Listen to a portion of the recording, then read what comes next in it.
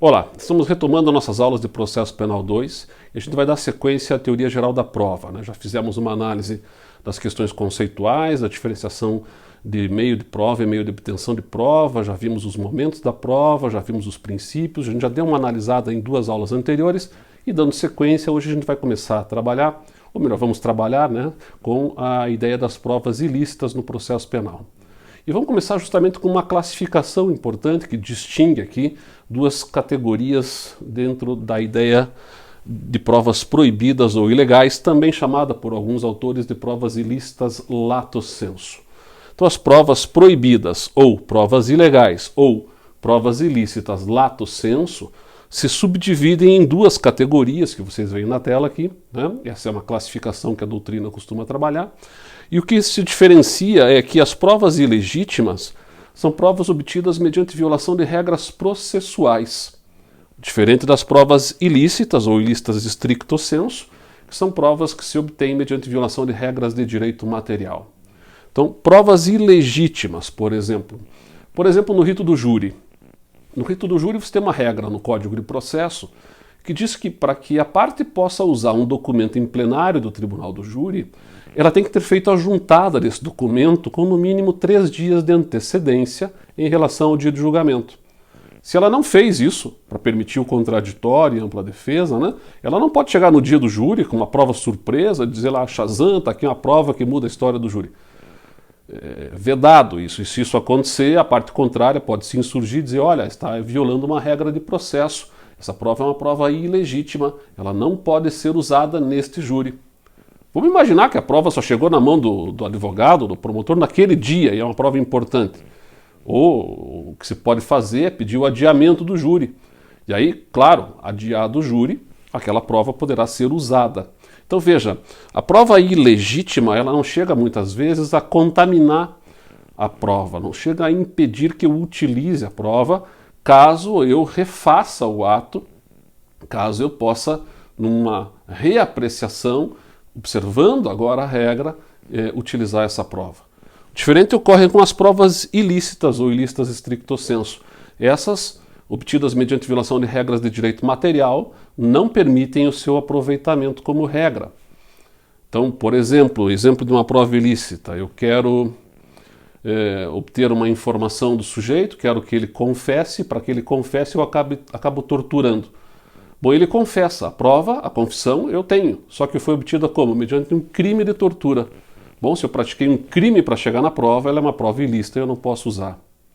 Outro exemplo, eu tenho uma informação de que o produto do crime parece que está lá, né, a prova inclusive do crime de furto ou de roubo, está lá na residência do fulano, eu não vou no juiz, eu não peço um mandado de busca, eu vou direto na casa do sujeito, arrombo a porta e localizo a prova. Pronto. Cheguei na prova como? Cometendo um crime de violação de domicílio, um crime de abuso de autoridade. Quer dizer, eu pratico um crime para chegar na prova, não pode usar.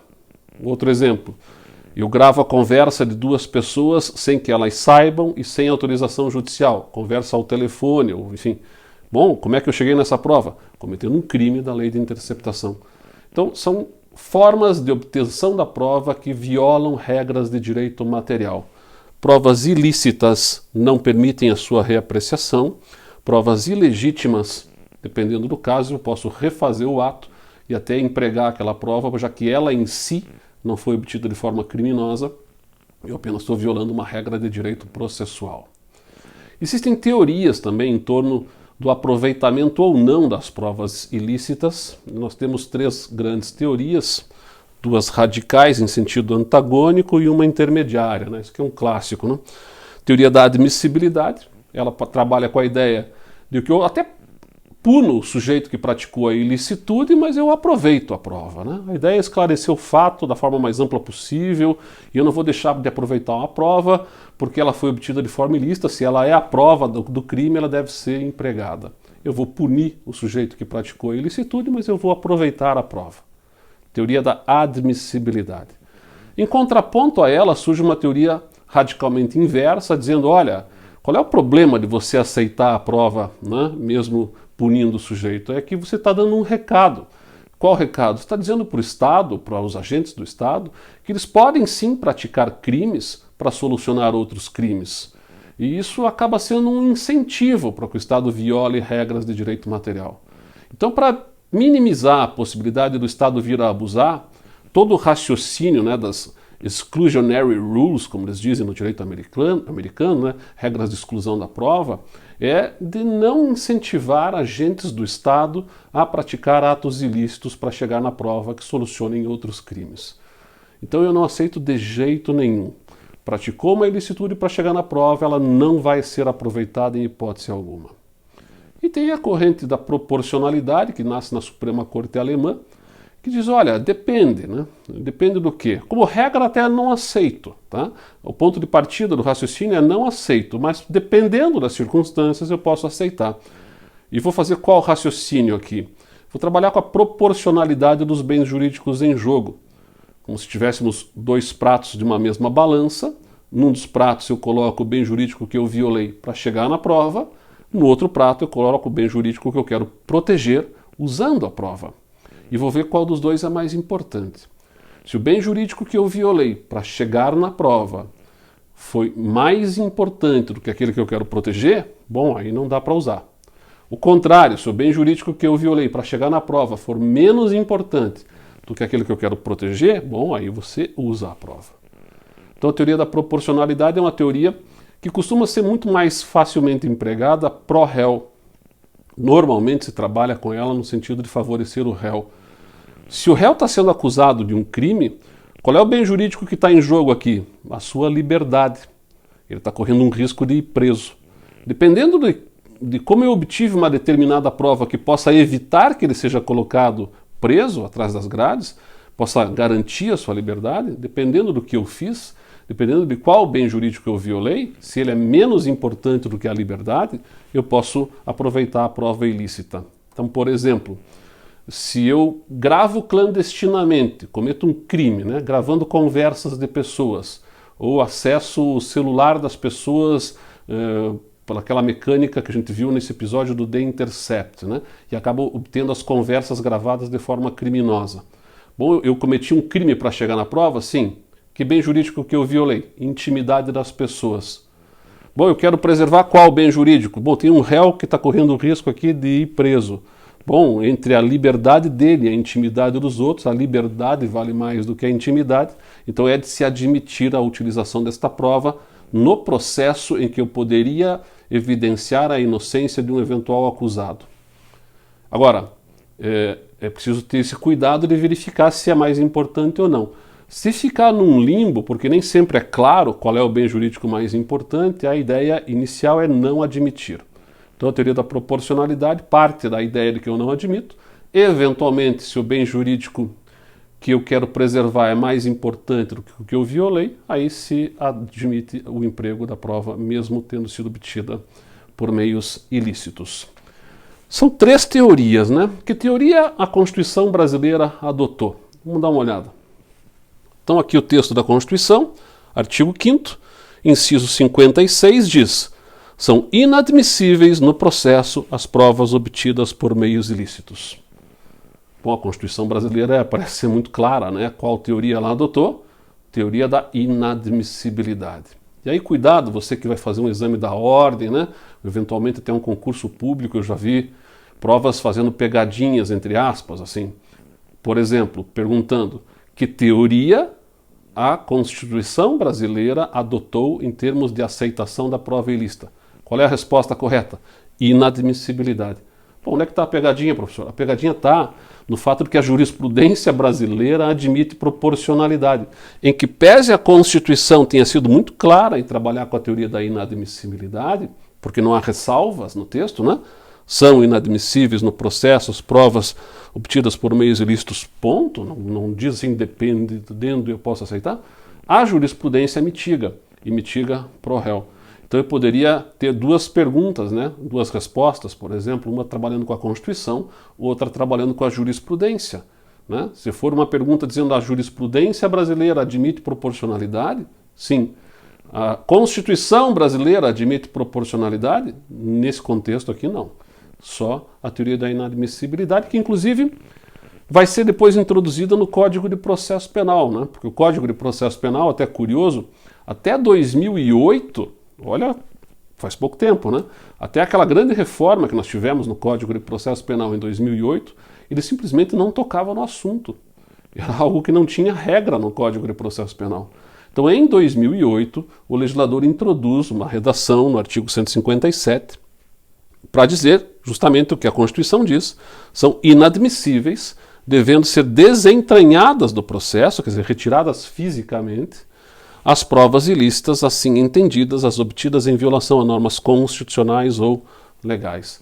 Então, tanto no plano constitucional quanto no plano infraconstitucional, a teoria da inadmissibilidade, certo? Agora, jurisprudência mitiga, né? E o Supremo acaba podendo, no caso que entenda necessário, fazer essas mitigações. Alguns julgados mais recentes deram um indicativo que talvez possa se repensar essa questão. O Supremo ele anda oscilando muito nas interpretações, né? Me recordo de um voto do ministro Gilmar Mendes que dizia, olha, precisamos reorganizar a jurisprudência do Supremo no sentido de não aceitar provas ilícitas em nenhuma hipótese e tal. Por hora aceita, por hora trabalha com proporcionalidade. Parte da ideia de que não aceita, mas eventualmente, dependendo dos bens jurídicos em jogo, acaba aceitando. Então, essas são as teorias que trabalham com a aceitação ou não aceitação. 3 teorias: admissibilidade, inadmissibilidade e proporcionalidade. Existe uma outra construção teórica que surge na Suprema Corte norte-americana e que nós vamos também trabalhar aqui no Brasil. Essa é uma teoria que costuma ser cobrada até mesmo às vezes em inglês, e por isso eu coloquei aqui em inglês inicialmente, Fruits of the Poisonous Tree Doctrine, né? Cuja tradução literal é Teoria dos Frutos da Árvore Envenenada, também conhecida como prova ilícita por derivação. Então são 3 formas de tratar o mesmo assunto em inglês. Eu já vi sendo cobrado em inglês, considerando a teoria Fruits of the Poisonous Tree e tal, responda, né? Se você não sabe inglês, decore. Teoria dos frutos da árvore envenenada, e a tradução é até meio bíblico, né? A ideia é de que se a árvore é podre, o seu fruto também será, e isso é também conhecido como prova ilícita por derivação. Origem na Suprema Corte Americana, primeiro caso em 1920, Silverton Lumber Company versus United States, e a expressão Fruits of the Poisonous Tree é dada aqui em 1937, no caso Nardone versus United States, juiz Frankfurter. Você tem então a construção dentro de uma compreensão jurisprudencial norte-americana, né? Os precedentes lá têm uma força muito grande. E essa teoria é uma teoria construída na Suprema Corte dos Estados Unidos. Para entender, eu fiz aqui uma alusão à nomenclatura da teoria. Se você tem uma árvore envenenada, a prova ilícita originária é essa árvore envenenada. Aqui eu cometi um crime e cheguei na prova. Essa árvore representa o resultado probatório do crime que eu cometi. Então, se eu torturei o sujeito para que ele confessasse, essa árvore representa a confissão. Bom, se a partir da confissão do sujeito eu obtenho uma segunda prova, porque ele me disse onde é que estava o produto do crime, bom, como é que eu cheguei no produto do crime? Porque o sujeito confessou aqui. Essa prova 2 é uma prova ilícita por derivação. Derivação do quê? Da ilicitude originária. Deriva, decorre, né? É consequência da prova ilícita originária. Então, e assim sucessivamente, se eu também cheguei daí na prova 3, na prova 4, todas ficam contaminadas. Há uma cadeia de contaminação, né, que faz com que eu não possa aproveitar nenhuma das provas, nem a prova ilícita originária, nem as provas derivadas. E não sei se ficou claro, eu só cometi um crime. Qual? Aquele para obter a prova ilícita originária. E depois? Depois eu não cometi crime mais. Depois eu fui trabalhando a partir da informação que eu obtive aqui, cheguei numa prova 2, numa prova 3 e numa prova 4, mas sem cometer novos crimes. Mesmo não cometendo novos crimes, porque tudo decorre desta ilicitude originária, fica tudo contaminado e eu não posso usar nada. Essa é a ideia central da teoria dos frutos da árvore envenenada. Acontece que a Suprema Corte Americana cria a teoria, e depois, aos poucos, caso a caso, sempre em cima de casos concretos, né, ela vai mitigando, ela vai retirando um pouco o rigor, construindo outras teorias em cima desta primeira. Então, vamos lá. uma das teorias que foram elaboradas pela Suprema Corte Americana é a teoria da fonte independente. Então, prova ilícita originária, né? Eu cometi um crime para chegar na prova aqui, e as provas derivadas eu não poderia usar, porque eu cheguei nas provas derivadas pela ilicitude originária. Acontece que o caso concreto me dá uma fonte independente, quer dizer, uma fonte probatória, que é independente da ilicitude originária.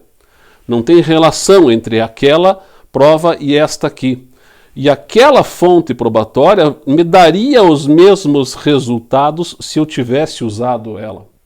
Eu não usei a fonte independente, mas se eu tivesse usado, ela me daria os mesmos resultados. Mesmo não tendo usado, se ficar demonstrado no caso concreto que eu poderia chegar na prova 2, na prova 3 e na prova 4, a partir de uma fonte probatória que não tem relação nenhuma com esta aqui, eu vou aproveitar a prova 2, a prova 3 e a prova 4. Não aproveito a prova ilícita originária, mas aproveito as provas derivadas porque a fonte independente me daria esse mesmo resultado. Existe uma variação da teoria da fonte independente que é um pouquinho diferente, né, mas às vezes se confunde em termos teóricos e até legislativos, a gente vai ver daqui a pouco, que é uma teoria chamada da descoberta inevitável.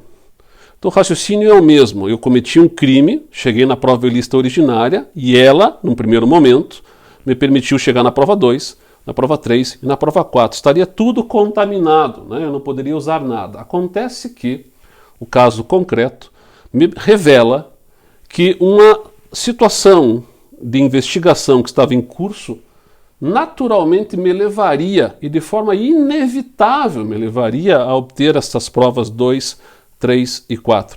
Se ficar evidenciado que eu chegaria nas provas 2, 3 e 4 de qualquer jeito, mesmo que eu não tivesse cometido a ilicitude originária, eu aproveito a prova 2, a prova 3 e a prova 4. Estou me lembrando de um caso em que a Suprema Corte Americana julgou essa questão. Havia ocorrido um homicídio de uma criança, se não me falha a memória, com uns 10 anos de idade, essa criança, e ninguém sabia onde é que estava o corpo, ninguém sabia se de fato ela tinha morrido, mas tudo levava a crer que sim. Havia um suspeito, esse suspeito está lá conversando com a polícia está conversando com ele junto com o advogado, eles estão numa outra cidade. E aí a polícia diz, olha, nós vamos levá-lo então lá de volta, ele está preso, nós vamos levá-lo lá de volta para a nossa cidade. O advogado não precisa acompanhar tal, e o advogado, bom, então encerramos aqui a conversa, assim, ok. No que o sujeito entra no carro, eles começam a, enfim, instigá-lo a falar, e ele acaba contando e confessando no trajeto aonde que estaria o corpo da criança. Acontece que nesse meio tempo, a população, que era de uma cidade pequena, já tinha organizado um mutirão de mais de 200 pessoas para localizar o corpo da criança, e a forma pela qual eles estavam fazendo uma varredura na cidade, eles naturalmente chegariam no corpo. A polícia acabou se antecipando, porque o sujeito no trajeto, sem a presença do advogado, que faz com que a prova fique contaminada, acaba confessando e a polícia chega no corpo antes de que a multidão lá de 200 pessoas chegasse. Mas se a polícia não tivesse feito esse movimento, a multidão chegaria no corpo igual, porque o corpo estava ali a poucos metros de ser localizado, era inevitável que fosse localizado.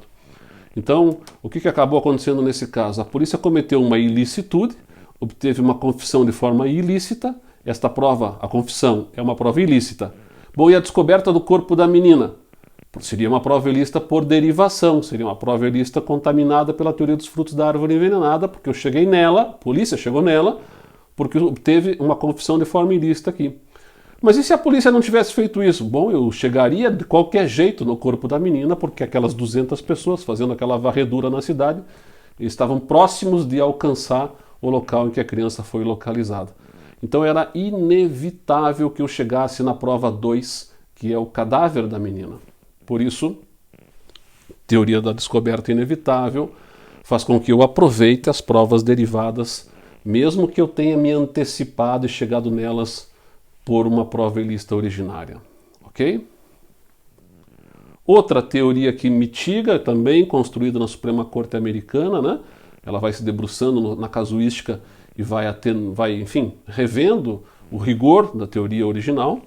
E ela construiu uma teoria chamada teoria da atenuação do nexo causal. Então qual é a ideia aqui? Bom, a prova 2, ela decorre diretamente da ilicitude da prova originária. Há uma contaminação direta aqui, e por isso ela está podre mesmo, ela não pode ser aproveitada. Agora, e a prova 3? Bom, a prova 3 foi contaminada não de forma direta pela prova ilícita originária, mas pela prova 2. Então a força de contaminação da prova 3 é menor do que a força de contaminação da prova 2.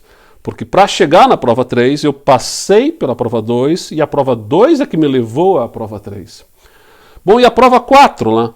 Bom, a prova 4 está mais distante ainda da ilicitude originária. Para chegar na prova 4, eu pratiquei um crime aqui, obtive uma segunda prova. Esta segunda prova me levou a uma terceira prova. E esta terceira prova é que me levou àquela quarta prova. Então, de acordo com a Suprema Corte Americana, quanto mais distante a prova esteja da ilicitude originária, mais atenuado estará o nexo de causalidade. E a depender de um determinado momento eu vou aproveitar a prova derivada, porque a atenuação do nexo causal não é mais capaz de contaminar a prova derivada de ilicitude em relação à prova ilícita originária. O problema dessa teoria é que não há muita clareza de quantos passos eu tenho que dar para que a prova derivada fique descontaminada, né? O caso concreto é que vai dizer, se não me falha a memória, o caso na Suprema Corte Americana, no caso de tráfico de drogas, foi preso um traficante pé de chinelo, desses traficantes que vendem 2, 3 buchas de maconha na rua. Ele foi torturado, mediante tortura confessou quem era o fornecedor da droga. Esse daqui, daí não se praticou mais nenhuma ilicitude. A partir da investigação deste, chegou num segundo fornecedor e a partir da investigação deste, num grande fornecedor lá na ponta. Bom, aqui eu não posso usar, aqui também não, mas lá está tão distante que sabe o que? Vamos aproveitar lá a prova em relação àquele lá, porque não há mais uma ligação direta daquele sujeito com o traficante que foi preso na origem de toda a investigação. Então, a atenuação do nexo causal. Temos também na Suprema Corte Americana uma outra teoria mais recente chamada teoria da boa-fé. Teoria da boa-fé é mesmo raciocínio, eu cometi uma ilicitude originária, a partir desta ilicitude eu cheguei na prova 2, 3 e tal. Mas e se eu cheguei nessa prova derivada por uma situação de atuação do Estado que me faça ver que o Estado não queria abusar? Porque, repetindo o que eu falei agora há pouco, toda a ideia de prova ilícita, principalmente nos Estados Unidos e aqui também, é evitar que o Estado abuse. Eu não quero que o Estado se sinta legitimado a abusar. Quando o Estado está agindo de boa fé, mas acaba cometendo uma ilicitude sem querer, sem perceber, inclusive, diz a Suprema Corte Americana, é de se aproveitar a prova derivada. Então, no caso específico em que isso foi trabalhado, tinha, por exemplo, um mandado de prisão que havia sido expedido, ou de busca e apreensão, que havia sido expedido em desfavor de alguém. Esse mandado estava lá no sistema informatizado da polícia, tinha um policial que tinha por atividade de rotina ver quais eram os mandados que estavam em aberto e dar cumprimento. Ele então vai lá, vê lá, o mandado está em aberto, eu vou dar cumprimento. Só que nesse meio tempo, o juiz acabou mandando recolher o mandado. O policial não sabia dessa informação, porque quando ele abriu o computador, o mandado estava válido. Quando ele foi cumprir, o mandado já não estava mais válido, porque o juiz havia dado uma contra-ordem. O policial, de boa fé, cumpriu o mandado. E ao cumprir o mandado, obteve uma segunda prova. Bom, em relação à prova que ele foi lá buscar com o mandado, entendeu-se que ela não era válida. Mas e a prova derivada? Se o policial estava de boa fé, é de se aproveitar a prova derivada. É uma construção da Suprema Corte norte-americana. Como é que isso é recebido aqui no Brasil? No começo, em termos de jurisprudência, mas a partir de 2008, nessa grande reforma que eu já me referi, né, a matéria é introduzida no Código de Processo Penal. Nós temos no artigo 157, no seu parágrafo 1º, a definição de que são também inadmissíveis as provas derivadas das ilícitas. Provas derivadas das ilícitas, teoria dos frutos da árvore envenenada, né? Tá positivado no direito brasileiro hoje. Salvo quando não evidenciado o nexo de causalidade entre umas e outras, teoria da atenuação do nexo causal, ou quando as derivadas puderem ser obtidas por uma fonte independente das primeiras. Olha aí a teoria da fonte independente. Então o que o legislador fez? Ele incorporou a teoria dos frutos da árvore envenenada e incorporou de forma expressa a teoria da atenuação do nexo causal e da fonte independente. Aí o legislador brasileiro, que tem algumas dificuldades às vezes de compreender algumas coisas, né? Em termos teóricos, ele no parágrafo 2º foi dar um conceito do que ele entendia por fonte independente, e aqui chegou mais próximo de conceituar a ideia de descoberta inevitável do que de fonte independente. Vamos ver o que está escrito. Considera-se fonte independente aquela que por si só, seguindo os trâmites típicos e de praxe próprios da investigação e instrução criminal, seria capaz de conduzir ao fato objeto da prova. Bom, seguindo os trâmites típicos e de praxe, seria capaz de... Isso aqui é descoberta inevitável, né? Eu, naturalmente, investigando, chego na prova de qualquer jeito. É claro que alguns autores consideram que a descoberta inevitável é uma variante da fonte independente. De uma forma ou de outra, a legislação brasileira incorporou uma teoria estrangeira com as mitigações expressas e outras podem também ser consideradas como implícitas. A teoria da boa-fé, que não se fala aqui, né, foi uma das propostas até daquele pacote das 10 medidas lá do Ministério Público Federal, mas que acabou não sendo aprovado no Parlamento brasileiro, o que faz com que a teoria norte-americana seja importada, não na sua inteireza, não com todas as mitigações que a própria Suprema Corte americana trabalha. O que mais que nós temos aqui? No mesmo artigo 157, uma regra que dizendo que se for preclusa a decisão, se não tiver mais discussão em cima dela, de desentranhamento da prova, declarada inadmissível, essa será inutilizada por decisão judicial, facultado às partes acompanhar o incidente. E aí nós tínhamos uma regra no parágrafo 4º, que em 2008 foi vetada pelo presidente da República, que agora ressurgiu, tal qual Fênix, né?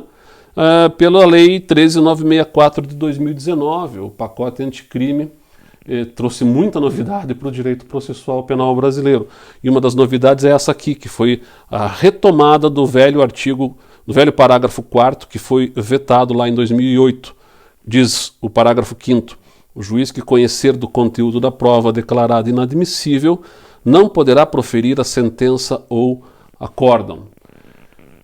Poderíamos fazer críticas ou elogios das duas coisas até ao mesmo tempo. A ideia é interessante, é fazer com que o que via a prova não fique contaminado psicologicamente e ao julgar eu não possa querer dizer, eu não posso usar essa prova, mas eu já vi a prova e a prova revela que o sujeito é culpado, então eu vou retoricamente construir uma sentença para condená-lo. Bom, primeiro, parte-se de um pressuposto que a prova necessariamente sempre é contra o réu, e nem sempre é contra o réu. Segundo, parte-se também da ideia de que se o juiz que vá substituir aquele que foi afastado do processo não tenha a compreensão de que se ele está assumindo um processo porque o outro foi afastado ao visualizar uma prova ilícita, porque alguma coisa ali deve ter. Acaba que diminui um pouco a contaminação psicológica, mas não de forma plena, né? Os juízes também conversam entre si, e há uma situação aqui que acaba fazendo com que nem sempre a intenção, que era evitar a contaminação psicológica, seja efetiva. Por vezes o juiz que já chega ciente de que está assumindo um processo porque o outro teve que sair, e sabendo que o outro teve que sair porque viu uma prova ilícita, já mais ou menos parte da ideia preconceituosa de que aquela prova ilícita talvez fosse a prova que demonstrasse a culpa do réu. E aí ficaria contaminado, não igual, mas enfim, numa mesma linha de contaminação psicológica. Mas houve agora essa inserção, importante é você ter então a dimensão de que eu afasto o juiz hoje do processo se ele tomou contato com a prova que foi considerada ilícita. Eu desentranho a prova, eu retiro fisicamente a prova e também o juiz. E outro juiz então vem para julgar, certo? Por fim, ainda dentro da teoria geral da prova, vamos finalizar analisando o tema da prova emprestada, que é a possibilidade de eu pegar uma prova pronta, já produzida num processo, e trasladar, né, tirar uma fotocópia ou fazer uma cópia dessa prova e apresentá-la pronta noutro processo. É possível fazer isso? De novo, 3 correntes discutindo, 2 radicais e uma eclética, né, o clássico que eu já me referi. Uma dizendo sim, é possível fazer sempre, outra dizendo não, de jeito nenhum, e uma dizendo depende. Depende do quê? Depende das partes nos dois processos serem as mesmas. Porque aí no momento em que a prova foi produzida, no primeiro processo, a parte estava lá para exercer o contraditório e ampla defesa. Então ela trabalhou no contexto da produção da prova e aí é possível emprestá-la para um outro processo em que de novo eu tenha as mesmas partes. Por mesmas partes, aqui no processo penal, leia-se o mesmo réu normalmente, né? Porque de um lado eu tenho o Ministério Público, como regra, do outro lado eu tenho o réu. Então, se o réu for o mesmo em dois processos, e se ele participou da produção da prova num deles, eu não preciso fazer de novo toda essa prova, posso simplesmente trasladá-la pronta de um processo para outro, né? Isso às vezes é importante, pode acontecer, por exemplo, de uma testemunha prestar um depoimento. Vamos imaginar um réu que responda a mais de um processo. Vamos imaginar uma situação hipotética, vamos imaginar um vereador que não dá um passo sem desviar dinheiro. Sei que é difícil de imaginar isso no contexto brasileiro, mas vamos fazer um esforço coletivo aqui de tentar imaginar que seja possível que um vereador seja assim tão pernicioso que ele não consiga dar um passo sem saber quanto é que vai levar na história. Então imagine que esse vereador ele tenha vários esquemas dentro da Câmara Municipal. Ele tem um esquema que é clássico, né? Que é o esquema da rachadinha, do rachid, né? Do salário, quer dizer, ele contrata funcionários em cargo em comissão, que é demissível por vontade pessoal dele, eu nomeio e demito quem eu quiser, cargos com salários elevados, de 15, 20 mil reais na Câmara, e digo para o funcionário o seguinte, meu amigo, o teu salário é 20 mil, mas eu vou só te dar 3. A diferença você vai ter que me devolver no final do mês. Quer, não quer, tem uma fila de gente que quer. Então, esse é um esquema que ele tem. Aí ele tem um outro esquema que é funcionário fantasma completamente, o sujeito nem sabe que está nomeado, né? Vamos imaginar, por exemplo, que ele tem esse vereador no bairro lá, um local em que ele faz assistencialismo, atende o povo lá tal, e dá às vezes em Curitiba, não sei se ainda existe isso, mas tinha uma época que os vereadores tinham ônibus para funeral, não sei se vocês sabem como é que funciona, né? Ônibus para funeral, então morre alguém na periferia, o vereador empresta o ônibus para levar as famílias ao funeral do morto. E aí faz lá a sua política, né, de bairro. Imagine que esse vereador, então, fazendo esse tipo de assistencialismo, né, ele condiciona as pessoas que vão usar daquele ônibus que ele está emprestando para o funeral do parente morto, que na hora de entrar no ônibus deem uma cópia da carteira de identidade e preencham lá uma fichinha, assinem ali e tal. E é o povo meio ignorante, às vezes sem saber muito bem o que está acontecendo, de boa fé, né, acaba assinando aquela ficha.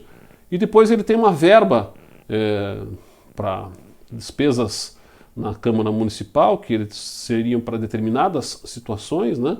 E de repente aquele papel que o sujeito assinou lá vai ser a comprovação da despesa que o vereador teve com a Câmara, quando na verdade ele está desviando o dinheiro. Então ele apresenta um documento como se tivesse, enfim, feito algo dentro da lei, está fazendo algo fora, na verdade legitimando isso com um papel assinado pelo povo, sem que o povo saiba, e ele está desviando esse dinheiro para o bolso dele. Enfim, ele tem vários esquemas. E de repente um desses funcionários que sabe de todos esses esquemas resolve contar a situação para o Ministério Público, desencadeia uma investigação e outros funcionários também contam tal. E eu tenho lá 3, 4 funcionários que seriam as testemunhas em vários processos que se desencadeiam a partir dessas inúmeras práticas, porque elas vão sendo investigadas e amadurecidas em tempos diferentes. O promotor oferece uma denúncia pela rachadinha aqui, uma outra denúncia pelo esquema do desvio da verba de representação ali e tal, e mais de uma denúncia contra o mesmo vereador, só que as testemunhas são as mesmas, né?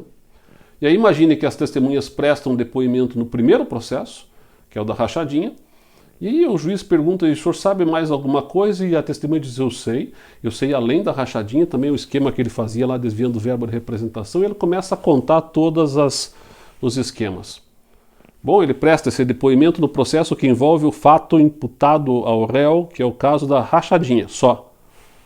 Só que ele acabou extrapolando a fala dele e a prova ali pode ser emprestada para os demais processos. E imagine que essa testemunha apareça morta no dia seguinte. Ou se não morta, que tenha viajado e ninguém saiba mais do seu paradeiro, tenha mudado de cidade, enfim. ninguém localiza mais a testemunha. Ela já prestou um depoimento que serve para aquele caso, mas serve também para os outros casos. Então eu vou fazer o seguinte, eu vou emprestar essa prova, né? Eu vou pedir ao juiz deste processo que me permita o compartilhamento desta prova nos demais processos. E por que eu posso fazer isso? Porque as partes são as mesmas, ok? Teoria da aceitação, dependendo das condições das partes serem as mesmas, da prova emprestada. Então com isso a gente fecha aqui a teoria geral da prova, né? E nos vemos num próximo encontro. Até mais.